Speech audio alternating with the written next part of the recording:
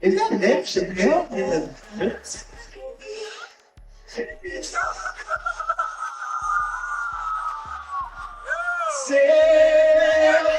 On the surface, Dave Chappell appears to be the funny guy with just enough status to be in the same rooms with world-renowned celebrities. But beneath the jokes and the humor, he is no stranger to what goes on behind the scenes in Hollywood. And from word on the streets, he just dropped a revelation that makes every other Hollywood scandal look like child's play in comparison. Breaking news, Ellen DeGeneres is a bitch. What? What? Yeah. For years, the streets have been whispering about Diddy's infamous white parties and the elite circles that attend them. But now, Chappelle is connecting the dots straight to Ellen DeGeneres, and it's not just about what she saw, it's about what she allegedly walked away with. There are whispers of tapes seized from Diddy's home during that raid. Alleged tapes of high-end celebrities in compromising positions, and if these tapes and what they expose are real, this isn't just a career-ending scandal. This is a situation that could blow the entire Hollywood ecosystem wide open. I literally took one sip of my beverage and the whole side of my face felt like I had a stroke. When I was at Diddy's parties, I met Diddy. Just be aware, Diddy's the host and Diddy is the leader. We were like these little rabbits and they were like these wolves that would surround you, and you felt like you were fresh meat. Yeah. When I started noticing something was wrong with me, immediately I started losing mobility in my legs, and I couldn't make it to the bathroom. I was running headfirst into walls because I just couldn't control myself. Now, for years, the premise of Ellen's entire personality and decades-long TV show was built on laughter, giveaways, and good energy. She was viewed as the ultimate safe space in daytime television. However, according to the patterns Chappelle is laying out behind the curtains, when the cameras stopped rolling, Ellen was anything but safe. Dave is flipping her curated image, leaving people deeply uncomfortable because he's pointing directly at how close she really was to Diddy. We aren't just talking about casual daytime show appearances. We are talking about repeated, intimate access to Diddy's private environments. When you look back at old clips of Ellen and Diddy discussing his parties, talking about the top 2 floors of hotels, after parties going until 3 a.m., and Ellen begging for an invite, it starts to become obvious that Ellen knew a lot more about what was going on behind the scenes than she let on. She wasn't an outsider looking in. She had the kind of access that suggested she knew the rules of the room. So tell me about your birthday party. Am I invited? Yes. Yes, you're definitely invited. I invite you to all my parties. You just haven't seemed to show up to No, any well, of them. is it on the East Coast? Yes. Well, that's why. Why don't you have one here on the West Coast? Because I work all the time. Okay, well, maybe I have one at your house. Where's that? Now, what time would your party start, let's say? Like 9:30. Really? That early? Yeah. I could make that. Yeah. But I could think of you of starting a party at like midnight. Like, what time will it go till? That's a different type of party, though. Uh-huh. It'll go from like 9:30 to like maybe 3 o'clock, 3 o'clock. And then, we have the top 2 floors of the hotel. Mm-hmm.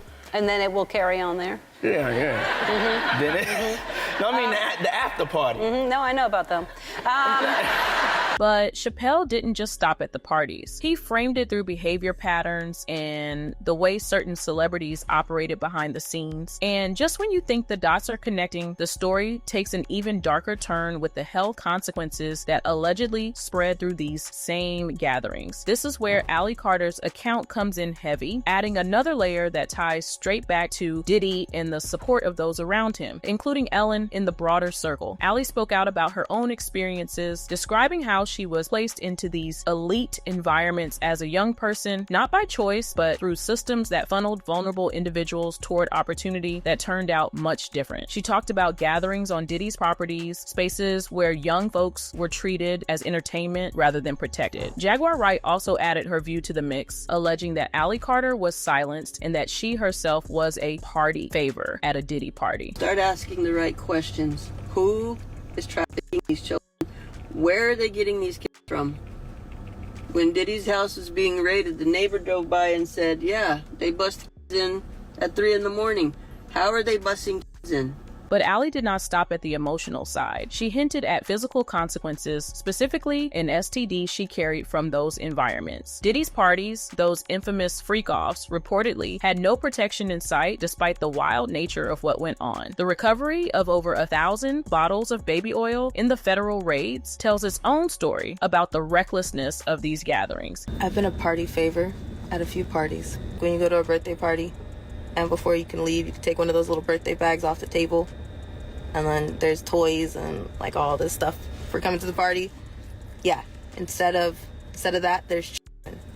They call them party favors. Allie's words, combined with lawsuits from other women claiming they contracted infections from men in Diddy's circle, paint a terrifying picture of diseases moving through the group. Jaguar Wright added fuel to this fire by alleging Diddy battled certain conditions for years and that others in the industry may have picked them up in the same spaces. She has claimed that a list of approximately 20 names exists, people who allegedly contracted infections through this same circle. While none of those names have been officially confirmed, the implications are staggering. In real black neighborhoods, so real black families could have that opportunity just like everybody else. I mean, he actually caught HIV, like having like a lot of women. Oh yeah, let's just go down the rabbit hole of all of his sins. I'm just saying. You want to know what's wild about that though? He faced that head up. He did. And he didn't stop. And he didn't stop doing what he's done. He an advocate. Now he did that. And period. Listen to me. He faced that head up. How many dudes is running around undetectable? G. Come on. In the game. Man. Because I could tell you 20 right now that I could rattle off names.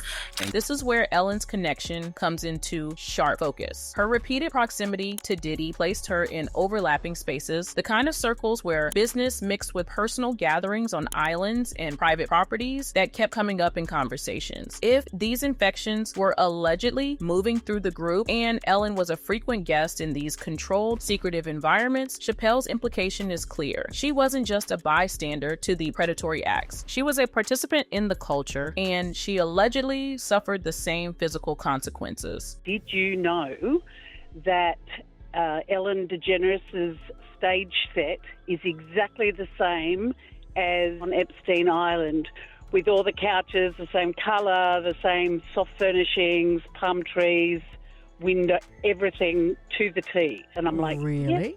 Yeah. Wow. Oh. Hey, we're getting some up now. Getting some up now on our screen? Yeah, there's palm trees. You're right. That the Epstein files reveal Ellen DeGeneres as, and I'm quoting this directly from the Post's, Hollywood's most prolific cannibal, that she consumed human flesh.